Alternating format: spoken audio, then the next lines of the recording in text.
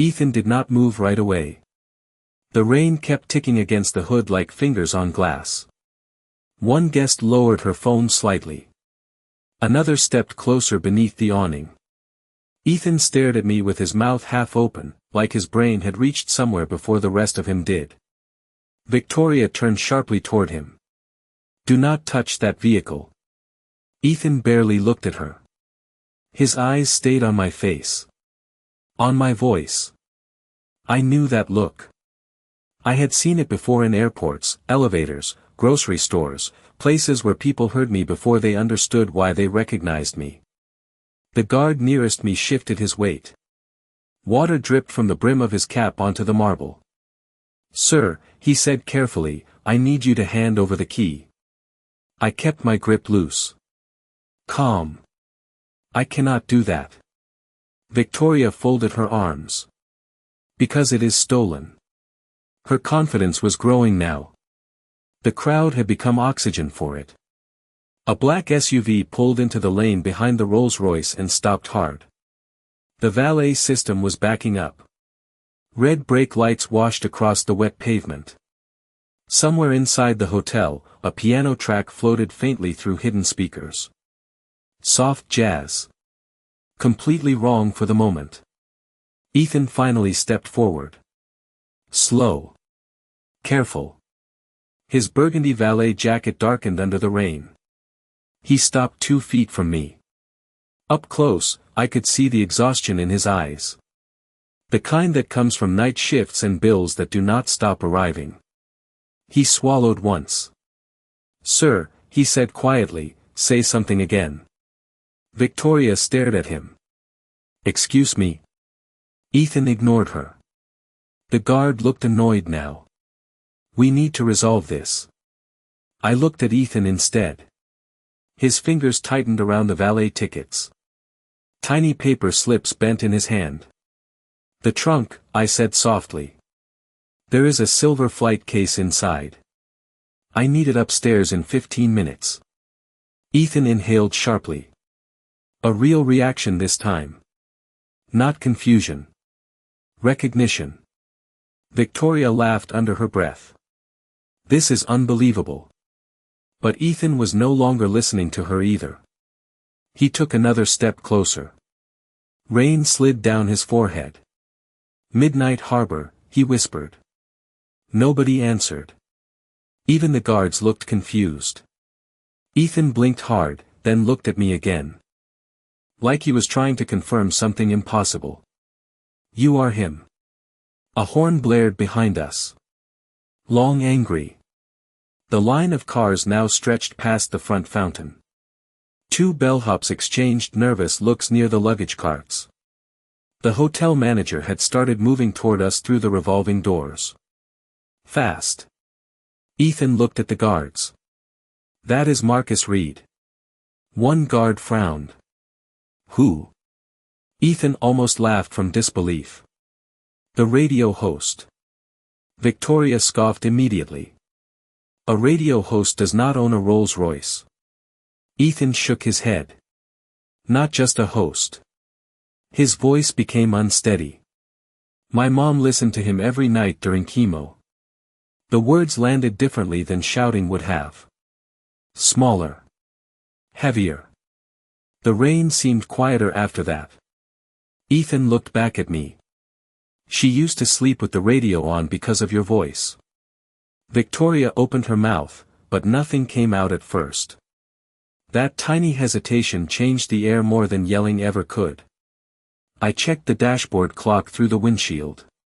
11:46. 14 minutes left. The manager finally reached us, breathing hard from the rush. Richard Vaughn. Tall. Gray suit. Silver tie pin. He looked first at Victoria, then the guards, then me. His face lost color almost instantly. "Mr. Reed," he said. One guard stepped backward. Just slightly. Richard turned toward the staff. "Why is his vehicle blocked?" Nobody answered. Victoria straightened her posture immediately. This man refused compliance. Richard looked at her carefully. Too carefully. "Ma'am," he said, "this guest has parked here every Thursday for 3 years." The valet lane went completely still. The silence after Richard Vaughan spoke felt heavier than the rain. Nobody reached for a phone now. Nobody whispered. Victoria looked at Richard with a tight smile that did not reach her eyes. "Then perhaps your staff should identify guests more clearly." Richard ignored the comment completely. He turned toward the guards first. "Step back." Both men obeyed immediately. Their radios crackled softly in the wet night air. Ethan still stood beside me with the keys trembling slightly in his hand. He looked embarrassed for everyone except himself. Richard straightened his jacket and faced me again. "Mr. Reed, I sincerely apologize for this misunderstanding." I glanced at the dashboard clock once more. 11:47. The orchestra was probably already waiting upstairs inside the East Ballroom. A full string section. 2 camera crews. 1 live audience. And 1 satellite stream scheduled to hit public radio stations across 6 states at midnight sharp. "Open the trunk," I said quietly. Ethan moved instantly this time. He hurried around the rear of the car, shoes splashing through shallow rainwater. The trunk lifted with a smooth hydraulic hum. Inside sat a silver equipment case, 2 garment bags, and a stack of sealed vinyl records wrapped in black protective sleeves. Richard exhaled softly when he saw them. Proof changed people quickly. Victoria folded her arms tighter. "So he is wealthy," she said. "That still does not explain why he refused security instructions." I looked at her for the first time in nearly a minute. Rainwater slid from the edge of her blonde hair onto her collar. She still looked composed. But not comfortable anymore. "You accused me before asking a single question," I said. "You reached for my property before hearing my answer." Her jaw tightened. "Because situations like this require caution." Ethan lowered his eyes at that. One of the bellhops looked away completely. They all understood what she really meant now. Richard cleared his throat carefully. "Ma'am, Mr. Reed personally funds tonight's charity broadcast." Victoria blinked once. "Small. Fast." Richard continued anyway. "The pediatric cancer wing at St. Catherine's Hospital receives every dollar raised tonight." A cold gust of wind swept through the valet lane. The revolving doors turned behind us. More guests stepped outside, slowing when they sensed tension in the air. I could smell cigar smoke drifting from somewhere near the lobby bar. The orchestra was still waiting. Somewhere upstairs, violins sat untouched under warm stage lights while producers checked clocks every 30 seconds. Ethan carefully lifted the silver case from the trunk. "This is the sound mixer?" he asked. "Yes." "The custom analog one?" I nodded once. His expression changed again. Genuine awe this time. "My mother used to play your station while painting," he said softly. "She said your voice made empty rooms feel smaller." Victoria shifted her weight. Impatient now. Uncertain. "I think everyone is being overly dramatic." Nobody answered her. That seemed to bother her more than anger would have. Richard stepped closer to me and lowered his voice. "The ballroom is ready." We delayed opening remarks 6 minutes. 6 minutes. My chest tightened slightly at that. Not panic. Calculation. Timing mattered in live broadcasts. Every missing second rippled outward through lighting cues, station schedules, ad breaks, satellite windows. One delay became 20 problems fast. I took the silver case from Ethan. The metal handle felt cold against my palm. "Thank you," I told him. He nodded too quickly. Like he still could not believe he was standing here. Victoria looked around at the crowd and finally realized the attention had shifted. Earlier, people watched me with suspicion. Now they watched her with something quieter. Something colder. Shame spreads differently when rich people become the center of it. She tried one last time to regain control. If someone appears suspicious around a luxury vehicle, people react. Richard's face hardened for the first time all night. Suspicious is not a description, ma'am. That landed harder than shouting could have. Victoria said nothing after that. The valet lane remained backed up behind us. Red brake lights painted the wet pavement like spilled color. Somewhere high above the hotel entrance, thunder rolled low across the city skyline. Then Ethan noticed the cracked cable case near my feet and froze again. Ethan stared at the cracked cable case like it should not exist beside a luxury car. The rain softened slightly, turning from sharp taps into a steady silver hiss across the pavement. He looked from the damaged handle to my face again. "You still carry your own gear?" he asked quietly. I bent down and lifted the case before the water soaked through the seams. "It still works." Ethan gave a small nod. "Not pity. Respect." That difference mattered. Victoria watched the exchange with growing discomfort. People were no longer gathering around her version of the story. They were noticing details now. The old coat. The worn equipment case. The fact that I had never raised my voice once. Richard motioned toward the hotel entrance. "We should move inside before the weather worsens." Thunder rolled again above the skyline. The clouds over Manhattan looked heavy enough to press against the tops of the buildings. I started walking toward the doors with the mixer case in one hand. Ethan hurried beside me carrying the vinyl sleeves carefully against his chest. Nobody tried stopping us this time. The guards stepped aside immediately. Their boots squeaked against the wet marble as they moved. Victoria remained near the curb for half a second longer than everyone else. Like she was still waiting for the moment to reverse itself. It did not. Inside the lobby, warm air wrapped around us instantly. The scent changed from rain and exhaust to polished wood, coffee, and expensive candles. A chandelier reflected across the black marble floor in broken gold lines. The lobby pianist had stopped playing. I noticed that right away. So did Richard. Silence inside luxury hotels always means people are listening. Several guests near the bar pretended not to stare. One older couple recognized me immediately now. The husband leaned toward his wife and whispered something. She covered her mouth softly after hearing my name. Ethan pressed the elevator button with nervous energy still buzzing through him. "I used to listen during overnight shifts," he admitted. "Especially after my mother got sick." The elevator doors slid open with a soft chime. Richard stepped in beside us. Ethan followed carefully carrying the records like they belonged in a museum. Just before the doors closed, Victoria entered too. Nobody invited her. She simply refused to be left outside the moment she lost control of the room. The elevator rose smoothly. 30 floors. Quiet except for the low hum of cables and distant jazz leaking from ceiling speakers. Victoria stared straight ahead. Her reflection shimmered faintly in the brushed steel walls. "I acted based on what I saw," she finally said. Her tone sounded calmer now. "Practiced." "You acted based on what you assumed," I answered. Ethan lowered his eyes immediately.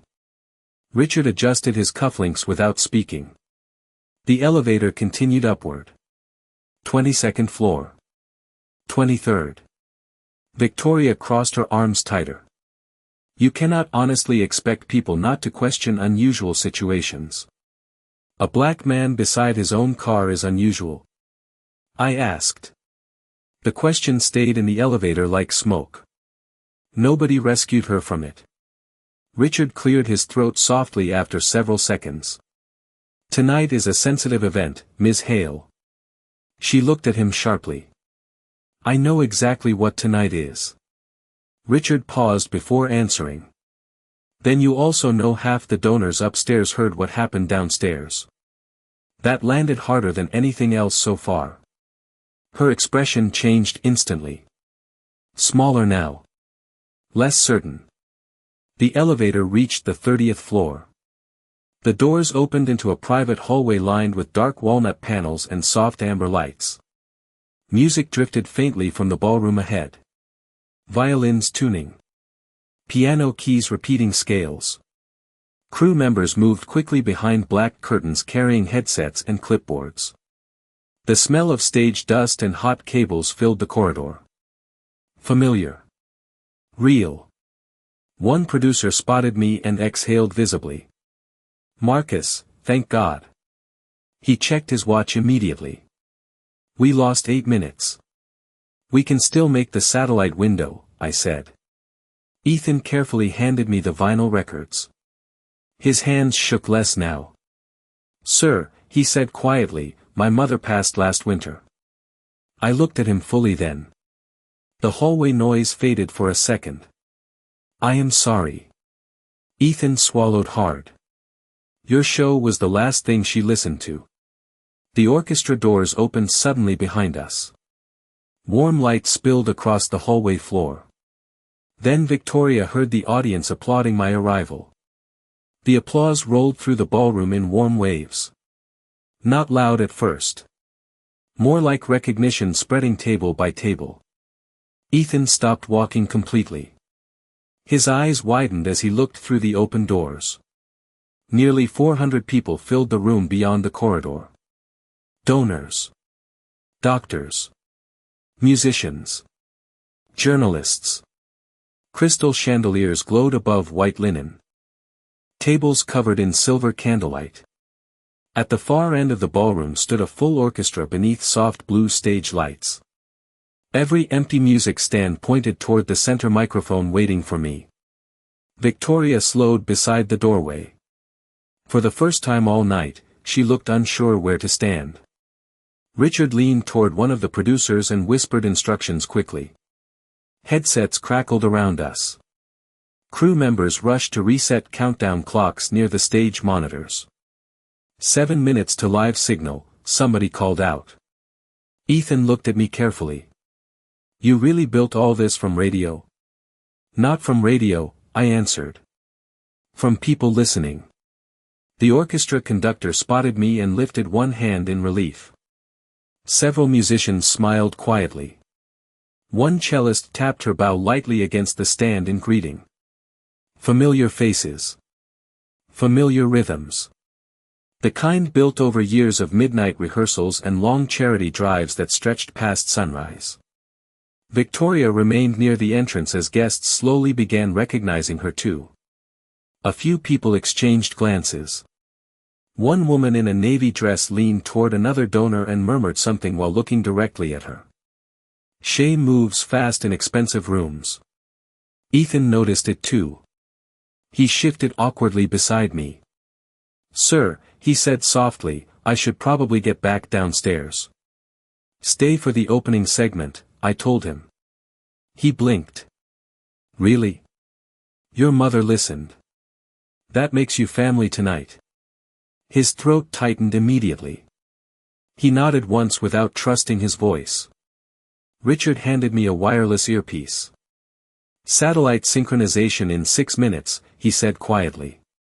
Chicago almost dropped the feed after the delay.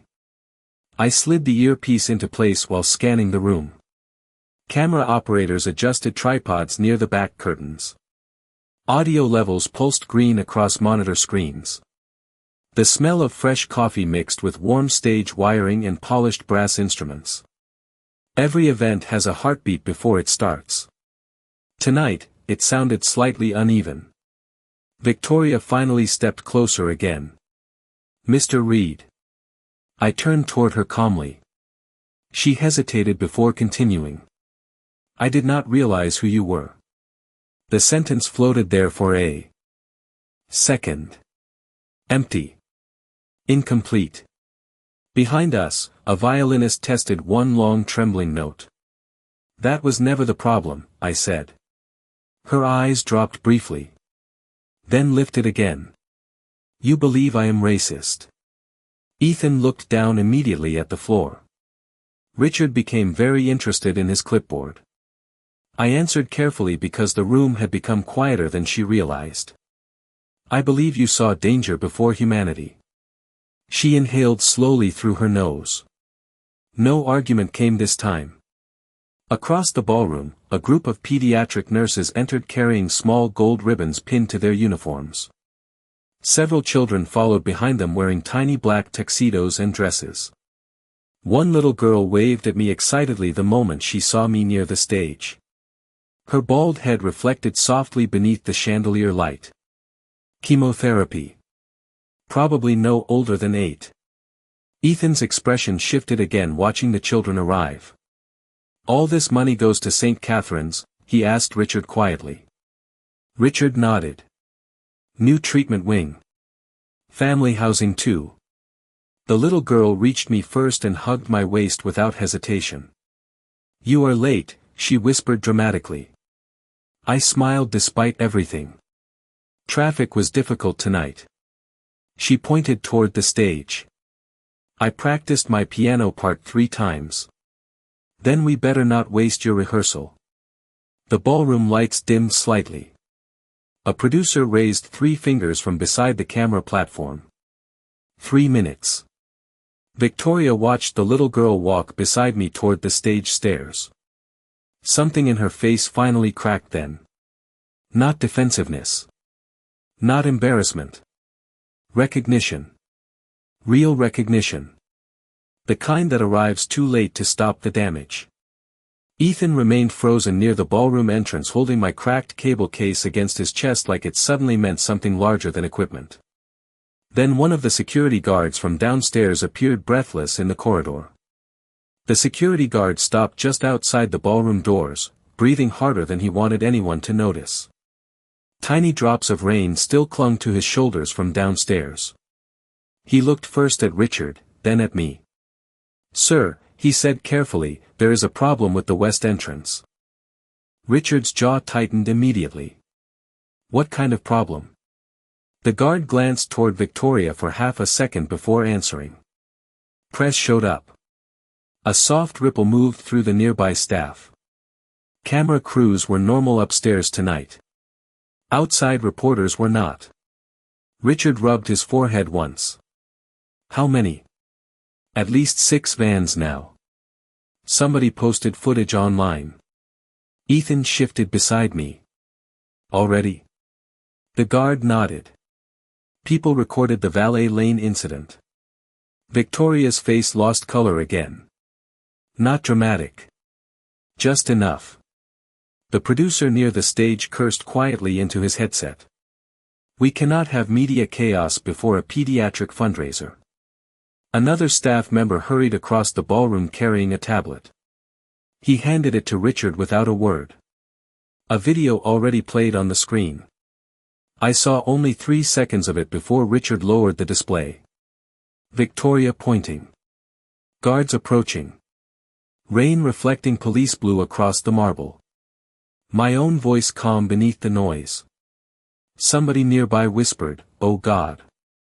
Ethan looked sick now. People are commenting already, the guard added. Thousands. The orchestra continued tuning anyway. Professional musicians know how to work through tension. Violins rose and fell softly beneath the ballroom chatter. One trumpet tested a low warm note near the back risers. The little girl beside me tugged gently on my sleeve. Are we still doing the music? I looked down at her small gold ribbon pinned crookedly near her shoulder. Yes, I said softly. We are still doing the music. She nodded like that settled everything important. Honestly, maybe it did. Richard motioned the security guard closer and lowered his voice. Keep reporters away from the donor entrance. Yes, sir. And no staff interviews. The guard nodded and disappeared back into the corridor. Victoria folded her arms tighter again. I never agreed to be filmed. Richard looked at her flatly. Neither did Mr. Reed. That silence afterward lasted longer than before. A camera operator tested a moving spotlight across the stage curtains. Soft white beams drifted over polished instruments and black tuxedos. Ethan still held the cracked cable case carefully against his chest. "People online are going to destroy her," he murmured quietly. I looked toward Victoria. She stood near the ballroom wall now, separated from everyone without anyone physically moving away. That is how social rooms work sometimes. Distance appears before footsteps do. "No," I answered softly. "People online destroy each other every day already." Ethan lowered his eyes. "Then why are you so calm?" The question stayed between us for a second.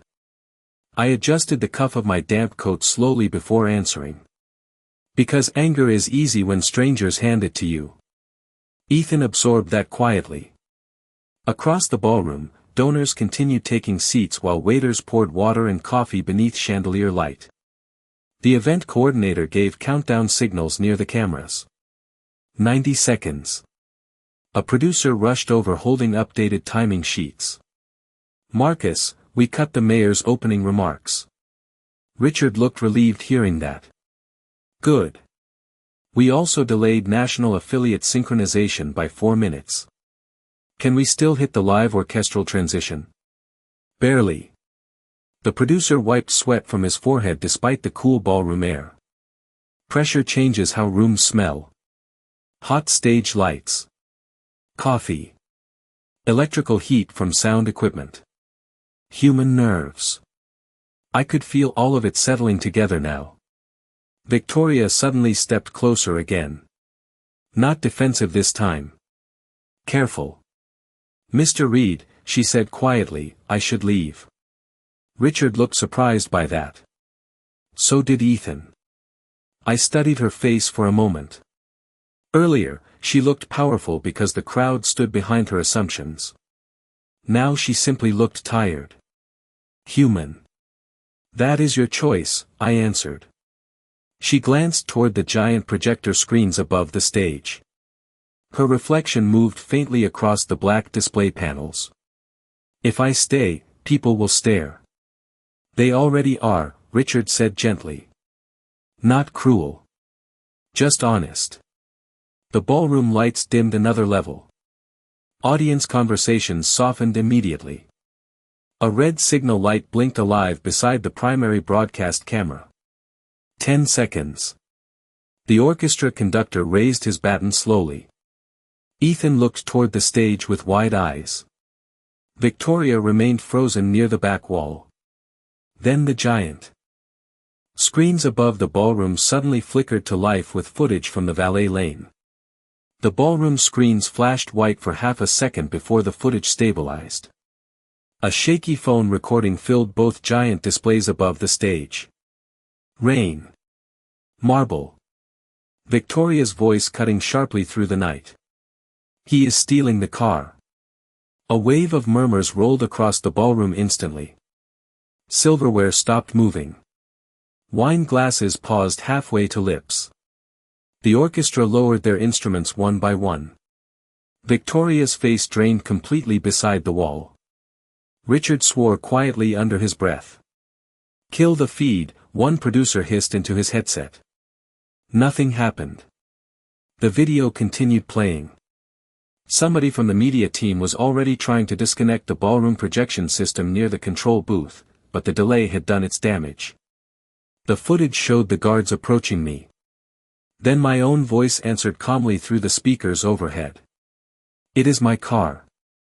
The room became painfully still after that line. Not because of what I said. Because of how calm I sounded while everyone else escalated around me. Ethan looked horrified now. Oh no. More guests recognized the clip in real time. Phones appeared beneath tablecloth shadows. Screens glowed blue across the ballroom. The internet had arrived inside the room completely. Victoria stared upward at her own image frozen beneath chandelier light. The giant projection caught every detail now. Her posture. Her expression. Her certainty. Nobody needed commentary anymore. Human beings know accusation when they see it. One of the nurses near the stage slowly shook her head. A donor near the back whispered, "This happened tonight." Richard moved quickly toward the production booth. "Cut every external feed now." Crew members scrambled across cables and monitors. Someone finally blacked out the screens, but the silence afterward felt worse. The audience had already seen enough. The little girl beside me tugged gently on my sleeve again. "Why were they mean to you?" Children ask the cleanest questions. I crouched slightly beside her. "Sometimes people decide who you are too quickly." She frowned.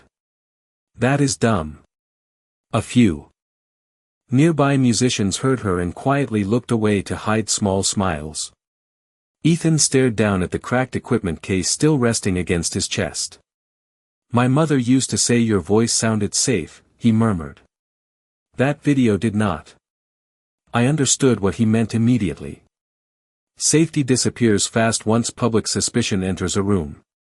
Especially for people who look like me. Richard returned from the control booth with tension carved deep across his face. "The clip is already trending." Victoria closed her eyes briefly after hearing that. "How bad?" Richard hesitated before answering. "Very." A soft vibration buzzed through nearby phones almost simultaneously. Notifications. Mentions. Articles appearing in real time. One donor silently turned his phone screen toward another guest. A headline already sat across the top. Radio host accused at charity event. The orchestra conductor lowered his baton slowly. "Do we postpone?" he asked. Every eye shifted toward me then. Hundreds of them. Waiting. Not just for logistics. For emotional permission. The ballroom air felt warmer now beneath the stage lights. Heavy. Thick with expectation and discomfort. I stood there for a second listening to the faint electrical hum from the speakers above us. Listening to camera shutters near the back tables. Listening to the breathing of a room trying to decide what kind of story this would become. Victoria finally stepped forward from the wall. Her heels clicked sharply against the ballroom floor. Earlier, the sound carried authority. Now it sounded exposed. "Mr. Reed," she said quietly, "I am sorry." Nobody moved. Nobody rescued her from the silence. She swallowed once before continuing. "What I did downstairs was wrong." The word seemed physically difficult for her to say. Honest apologies usually are. Ethan slowly lifted his eyes toward her. Richard remained perfectly still beside the production booth. Even the waitstaff paused carrying trays near the ballroom entrance. Victoria looked directly at me now. Not at the crowd. Not at the cameras. "I saw your clothes before I saw you." That landed differently than the earlier apology. Smaller. Realer. I watched her carefully for several seconds. Her makeup remained flawless beneath the chandeliers, but shame had changed her posture completely. Humans shrink when certainty leaves them. The little girl beside me squeezed my hand gently. "Are we still doing the music?" she whispered again. I looked toward the orchestra. Then toward the audience waiting beneath gold light and dark ceilings. Then back toward Victoria standing alone in front of everyone. "Yes," I said softly. "But first, I need to say something." I stepped toward the stage while the ballroom held its breath around me. The little girl released my hand slowly and returned to the front row beside the nurses. Her gold ribbon caught the soft blue stage lights as she sat down. Ethan remained near the side aisle clutching the cracked cable case against his chest. Victoria stayed where she was. Alone beneath the chandeliers. I climbed the stage steps one at a time. The orchestra watched quietly now. Bows lowered. Hands still. Camera lights blinked red across the ballroom. Live feed active again. Richard gave me a small nod from beside the production booth. The microphone stood waiting at center stage under a warm spotlight. I could hear the faint electrical buzz inside the speakers before I even touched it. Familiar sound. Comforting sound. I set the silver mixer case near the piano bench and looked out across the room. Hundreds of faces stared back. Some sympathetic. Some ashamed. Some uncertain what expression belonged here anymore. Beyond the ballroom windows, rain streaked slowly down the glass 30 floors above Manhattan traffic. "Good evening," I said softly. The room became even quieter somehow. My voice always changed rooms. I learned that years ago. Not because it was powerful. Because people stop moving when they feel spoken to instead of spoken at. Tonight was supposed to be about children who need treatment their families cannot afford. I glanced briefly toward the front tables where several young patients sat wearing tiny tuxedos and bright dresses. One little boy waved nervously when I looked his way. I would like to keep it about them. A few people lowered their eyes after that. Phones slowly disappeared beneath. Tablecloths. The internet wanted conflict. Real rooms often want relief instead. I rested one hand lightly against the microphone stand. Cool metal beneath warm stage light. But something happened downstairs tonight that deserves honesty. Victoria looked frozen near the ballroom wall. She did not run. I noticed that. Many people would have. A woman saw me beside my own car and assumed danger before conversation. Nobody moved. The orchestra sat completely still behind me now. That moment was painful, I continued. Not because it was rare. Because it was familiar. The words settled heavily across the ballroom. Several donors shifted uncomfortably in their chairs. Ethan looked down at the floor again. People often ask why voices matter, I said. Why stories matter. Why late-night radio matters. I paused briefly. Because sometimes a voice is the only thing people allow themselves to trust before prejudice arrives. Somewhere near the back tables, someone quietly started crying. Soft. Controlled. The kind of crying people try to hide in public. Victoria's eyes glistened beneath the ballroom lights now. She kept listening anyway. Tonight a valet recognized my voice before others recognized my humanity. Ethan looked up sharply when he heard that. His face tightened immediately. Not pride. Emotion. Real emotion. I turned slightly toward him near the side aisle. And because he listened instead of escalating fear, we are all still standing here peacefully. Ethan wiped quickly beneath one eye and immediately looked embarrassed for doing it publicly. A few guests smiled gently toward him. Human rooms soften once truth enters them honestly. I looked back toward the audience. I do not believe shame creates better people. That sentence changed the atmosphere instantly. Richard slowly exhaled near the production booth. Victoria blinked rapidly beside the wall. Humiliation teaches performance, I continued softly. Understanding teaches change. The ballroom remained silent except for rain against the high windows and the low hum of stage equipment warming beneath the lights. So tonight, I am asking everyone here for something difficult. I let the silence. Breathe for one more second before speaking again. Pause before fear becomes certainty. Nobody touched their phones now. Nobody whispered. The entire room listened together. I looked toward Victoria one final time. And when you are wrong, I said quietly, have the courage to stay in the room after realizing it. Her shoulders lowered slightly after that. Not defeated. Released. Then the orchestra conductor slowly lifted his baton again. The conductor's baton hovered for one quiet second before the orchestra began to play. A single piano note entered first. Soft. Clean. Then the violins followed beneath it like rain spreading across glass. The ballroom slowly exhaled together. People leaned back into their chairs again. Silverware moved carefully. Candlelight flickered across wine glasses and polished instruments. I stepped away from the microphone and lifted the silver mixer case onto the audio table near the stage curtains.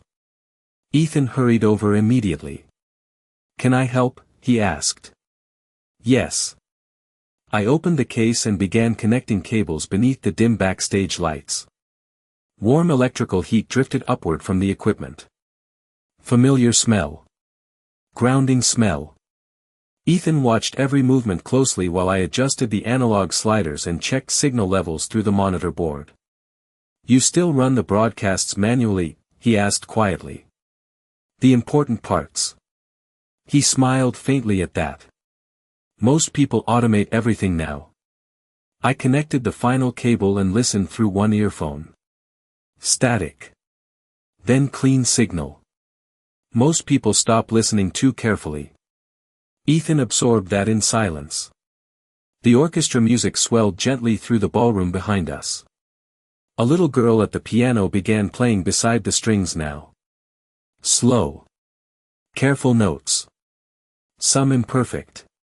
Nobody cared. Half the audience watched her with tears already forming in their eyes. Richard stepped backstage holding his phone tightly. "Donations are spiking online." "Good." "No," he said quietly. "I mean dramatically." He turned the screen toward me. The fundraiser website numbers climbed almost faster than the page refreshed. Hundreds of thousands already. Comments streamed beneath the live feed. People were clipping moments from the speech. Sharing quotes. Sharing the footage downstairs too. The internet was still moving at full speed outside these walls. But the energy had changed direction now. Ethan stared at the numbers in disbelief. All because of tonight? Richard shook his head slowly. Because people recognized honesty. Across the ballroom, Victoria still stood near the wall alone. She had not touched her phone once since the speech ended. That stood out to me more than anything. Most people run toward distraction once shame arrives. She stayed still inside it. One elderly donor approached her quietly and spoke for less than 30 seconds before walking away again. Victoria nodded once during the conversation. Nothing more. No defensiveness. No performance. Just listening. The orchestra transitioned smoothly into the next arrangement. Brass instruments entered warmer now. Fuller. The little girl at the piano smiled after finishing her section and hurried back toward the nurses. The audience applauded gently. Real applause. Not polite charity applause. Human applause. Ethan carefully closed the lid of the cracked cable case after helping coil the spare wires. "My mother would have loved this room," he said softly. "Not because of the money." He glanced toward the children near the stage. "Because people seem softer here tonight." I looked toward the ballroom. Toward the donors wiping their eyes quietly. Toward exhausted nurses finally smiling for the first time all evening. Toward musicians playing like the room mattered. "Softness is harder than anger," I answered. Ethan nodded slowly like he understood exactly what that meant. Richard's phone buzzed again. His eyebrows lifted this time. "The mayor's office just called." "Why?" "They want to double the city grant for St. Catherine's." Ethan let out a stunned breath. "Seriously?" Richard nodded while still staring at the screen. Apparently the clip reached the governor too. The ripple had grown larger now. Much larger than one hotel lobby. One accusation. One embarrassing moment caught on video. Real stories spread because they reveal things people already recognize inside society. Nobody says that part out loud often enough. Victoria suddenly began walking toward the backstage area. Slowly. Carefully. Several guests noticed immediately. A few conversations lowered into whispers again. Ethan instinctively stiffened beside me. Richard straightened his tie and watched her approach. Victoria stopped several feet away from us beneath the soft spill of stage light leaking behind the curtains. Her voice sounded quieter now than it had all night. "Mr. Reed," she said, "there is something I need to tell you privately." The orchestra continued playing softly behind the curtains while Victoria waited for my answer. Warm cello notes drifted through the backstage corridor like slow breathing. Ethan looked uncertain whether he should stay. Richard checked the ballroom once before stepping aside to give us space. I nodded toward a quieter corner near the equipment tables. "All right." Victoria followed me carefully behind the curtain line where the stage lights faded into softer amber work lamps. The sounds of the ballroom became muffled there. Distant applause. Silverware. Quiet conversation returning in small pieces. Up close, Victoria looked exhausted now. Not physically. Internally. Her shoulders had lowered. The sharpness in her posture was gone. She clasped her hands together once before speaking. "I recognized your voice before the valet did. That caught me off guard more than I expected." She noticed it immediately. "Not tonight," she added quickly. "Years ago." A stage technician rolled a cable cart past us quietly. The wheels hummed against the carpet. Victoria waited until the sound faded. "After my divorce," she said softly, "I used to drive around at night listening to your station." I stayed silent.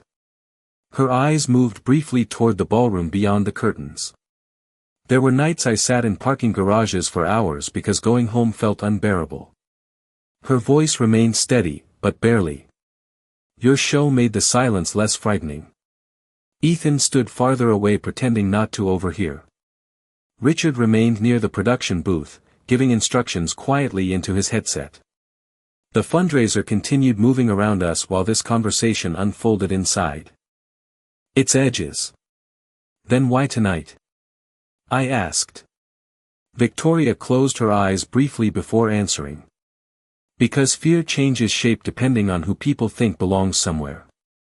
The honesty of that sentence landed harder than defensiveness would have. She inhaled slowly. "I grew up around wealth. Private schools. Country clubs. Security escorts. Everyone always talked about danger." A faint laugh escaped her then. Empty. Bitter. But nobody ever admitted what they meant by danger. I leaned lightly against the equipment table beside the mixer case. Warm stage lights reflected softly across the metal edges. "So you inherited the reflex." She nodded once. "And tonight I watched it happen out loud." Behind us, the orchestra transitioned into another arrangement. Soft piano. Strings underneath. The same little girl from earlier laughed somewhere near the front tables. Small bright sound. Human sound. Victoria looked toward the stage curtains again. When that video played above the ballroom, she whispered, "I finally saw myself the way everyone else did." She swallowed hard afterward. "That was difficult." "Good," I said quietly. She looked surprised by the answer. "Not because I wanted to hurt you," I continued. "Because most people never reach that moment honestly." The backstage air smelled faintly of dust, warm cables, and coffee cooling on forgotten catering trays. Somewhere nearby, a headset crackled with countdown cues for the next performance segment. Victoria stared down at her own hands. "My father used to say successful people develop instincts faster than others." She looked back up slowly. I think he meant suspicion. I could hear the rain again now against the ballroom windows high above the city. Softer than before. Almost peaceful. "Fear feels intelligent when society keeps rewarding it," I said. "Especially in wealthy rooms." Victoria nodded immediately this time. Too quickly. Like something painful had finally clicked into place. Ethan suddenly approached us carefully from the side aisle. "Sir," he said softly, "the hospital director wants to thank you before the next segment." I nodded once. Ethan hesitated, then looked toward Victoria. "Ma'am," he said. Quietly, "my mother was white." Victoria blinked in confusion. Ethan tightened his grip on the cracked cable case before continuing. Cancer did not care about that either. Then he walked away before either of us could answer. Ethan's words lingered in the backstage air long after he walked away. Victoria stared toward the ballroom curtains without moving. The orchestra continued underneath the conversation like a second heartbeat. Soft strings. Gentle brass. Human music filling spaces people usually protect with silence. Victoria folded her hands slowly in front of herself. He is right, she said quietly. Pain does not care what people look like. I watched the stage lights shift across the dark curtains while another performance segment began. A teenage singer stepped toward the microphone out front. Her voice floated softly through the ballroom speakers. Young. Nervous. Honest. Most people learn empathy only after suffering interrupts them personally, I answered. Victoria nodded once. And some people still refuse to learn even then. That answer came from somewhere deeper than embarrassment. I could hear it. Richard approached us again holding a thin black tablet. The donation total just crossed 4 million. Victoria looked stunned by the number. Richard gave a small tired smile. St. Catherine's has never seen anything like this.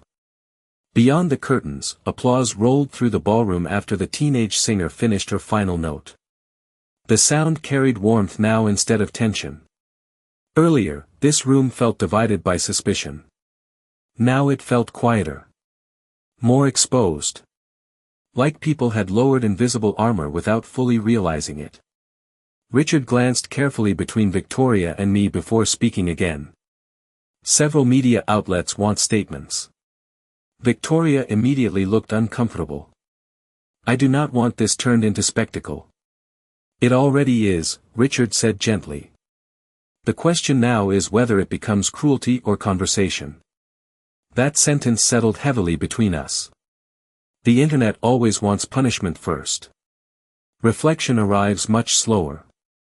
Victoria rubbed lightly at one wrist. Tiny nervous movement. What are people saying about me? Richard hesitated. That told her enough already. Some are angry, he admitted carefully. Some are calling for consequences. And you? She asked him. Richard looked toward the ballroom where children laughed near the stage.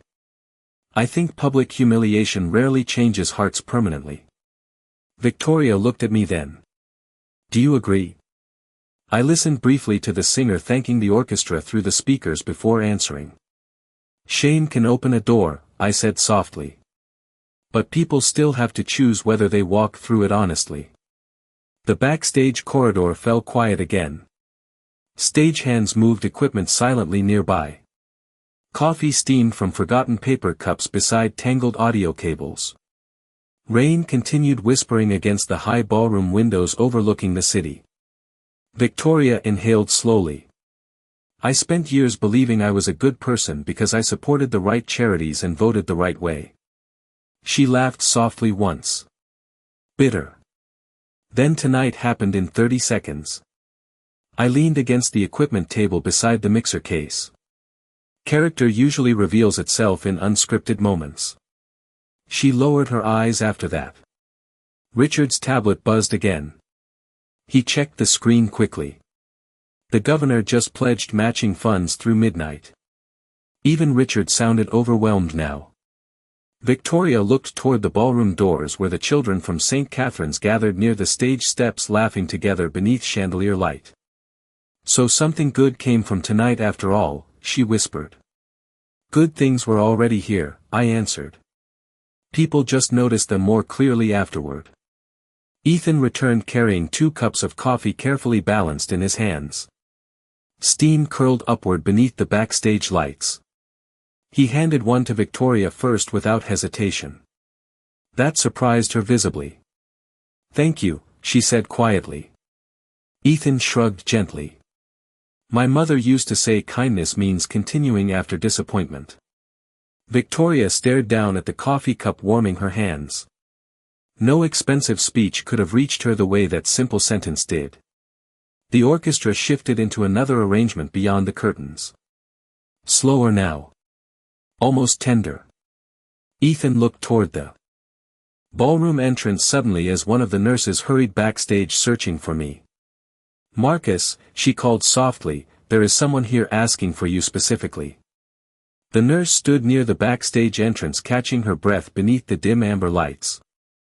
A hospital badge swung softly against her blue scrubs as she searched the room for me. "Marcus," she repeated gently, "there is a woman from pediatrics asking if she can meet you." I stepped away from the equipment table while the orchestra continued playing behind the curtains. Ethan followed a few steps behind carrying the empty coffee cups. Victoria stayed near the stage wall quietly watching everything now without trying to control any part of it. The nurse led us toward a smaller side lounge beside the ballroom. The hallway lights there were softer. Quieter.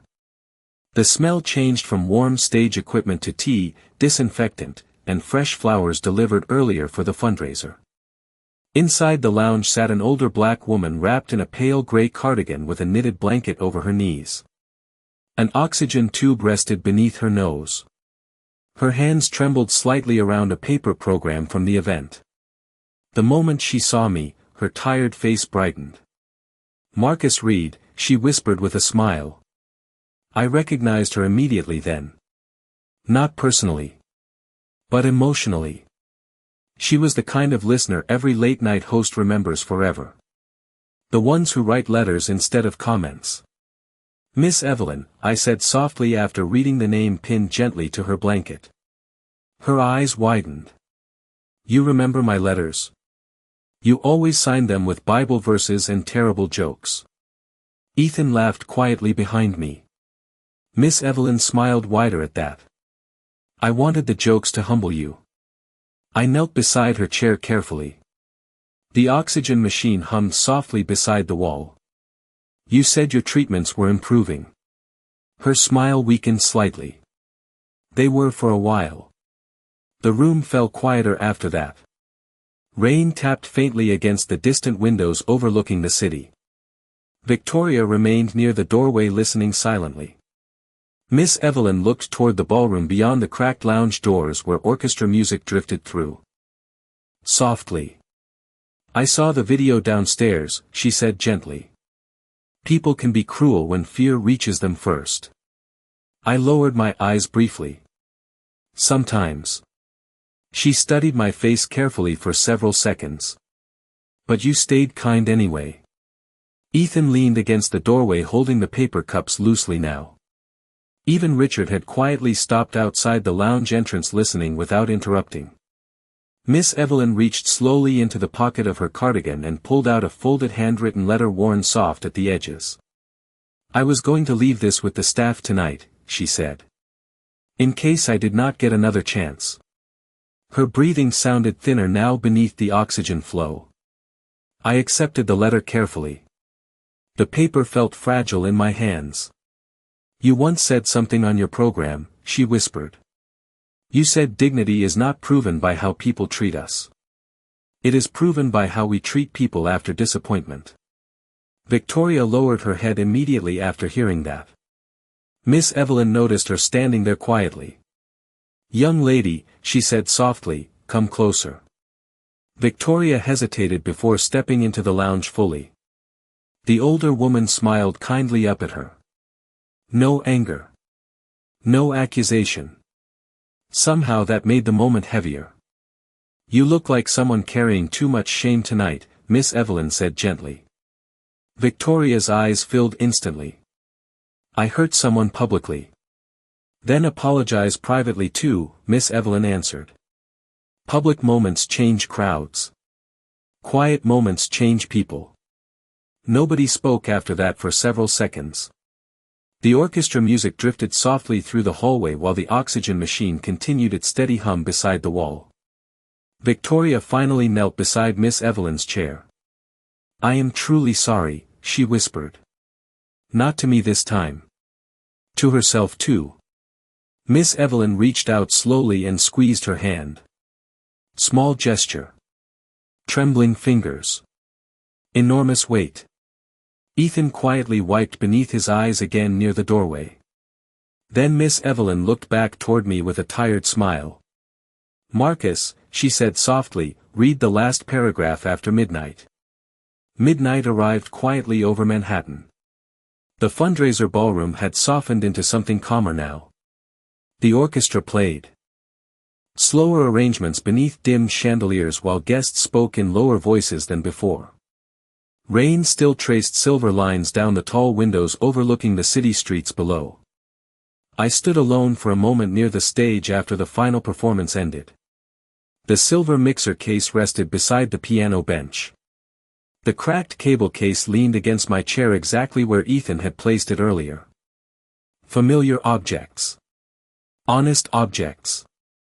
Across the ballroom, nurses from St. Catherine's hugged one another while volunteers counted final donation totals near glowing laptops. More than $6 million now. Enough to build the new pediatric wing completely. Richard walked through the crowd shaking hands with exhausted relief written across his face. Ethan helped stack chairs near the back tables while quietly humming along with the remaining musicians. He looked lighter than he had downstairs in the rain hours earlier. Victoria stood near the windows holding a cup of untouched coffee in both hands. Several people had approached her throughout the evening. Some supportive. Some uncomfortable. She accepted all of it without argument. That mattered more than perfect words ever could. I finally unfolded Miss Evelyn's letter beneath the warm glow of a small stage lamp. The paper crackled softly between my fingers.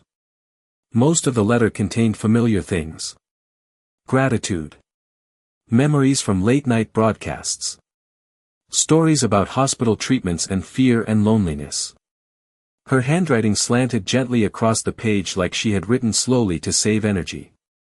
Then I reached the final paragraph. I stopped breathing for a second after reading it. "Marcus," the letter said, "if people only recognize your humanity after success, then do not become smaller to fit their comfort. Keep speaking gently anyway. The world already has enough loud cruelty." The ballroom sounds faded around me for a moment. Just soft piano. Rain. Glasses clinking faintly in the distance. I folded the letter carefully and slipped it into the inside pocket of my coat. Ethan approached carrying the cracked cable case one last time. "Ready to head downstairs?" he asked softly. I nodded. As we crossed the ballroom together, several guests stopped me briefly to shake hands or thank the hospital staff nearby. Nobody mentioned the video anymore. The room had moved beyond spectacle. Toward something quieter. Human beings remember kindness longer when they witness it after conflict. Near the exit, Victoria stepped away from the windows as we approached. Her eyes looked tired but steadier now. "Mr. Reed," she said quietly. "Marcus is fine." A small surprised smile touched her face. "Thank you." Ethan stood silently beside me holding the cable case. Victoria glanced toward him. "And thank you too." Ethan shrugged softly. "My mother would have yelled at me if I stayed quiet downstairs." That earned the first genuine laugh Victoria had given all night. Small. Unsteady. Real. We rode the elevator down together in peaceful silence. No tension now. Just the soft hum of cables and distant music fading floor by floor beneath us. When the lobby doors finally opened, the hotel entrance looked completely different from earlier. The reporters were gone. The crowd had disappeared. Only Rain remained outside beneath the glowing hotel lights. My Rolls-Royce waited quietly at the curb beside reflections of red traffic lights shimmering across wet pavement. Ethan handed me the cracked cable case carefully. "Good night, Marcus." "Good night, Ethan." Victoria stood beneath the awning for one last second while the rain whispered beyond the curb. "I think tonight changed me," she admitted softly. I looked out toward the empty street before answering. "Then it was worth staying in the room." The rain kept falling as the city lights blurred across the glass.